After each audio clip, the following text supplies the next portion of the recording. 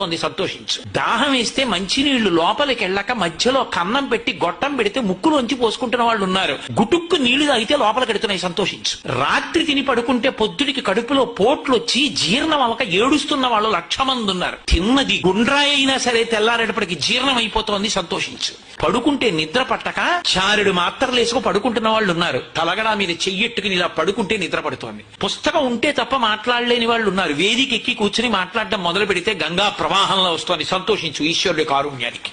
కొంతమంది కూర్చోలేని వాళ్ళు ఉన్నారు, కూర్చుంటున్నావు. నడవలేని వాళ్ళు ఉన్నారు, నడుస్తున్నావు. చూడలేని వాళ్ళు ఉన్నారు, చూస్తున్నావు. వినలేని వాళ్ళు ఉన్నారు, వింటున్నావు. ఈశ్వరుడు నీకు ఇచ్చిన దానికి ప్రతి క్షణం తృప్తితో ఓలలాడిపోవాలి. ఎన్ని మాటలు కృతజ్ఞత చెప్తావు? అది మానేసి ఎప్పుడు ఏదో పోయిందాన్ని తలుచుకుని ఏడవడం కాదు, వచ్చేదాన్ని ఊహించుకుని అలా జరిగితే బాగుండని కనుబొమలు ఎగరేయడం కాదు.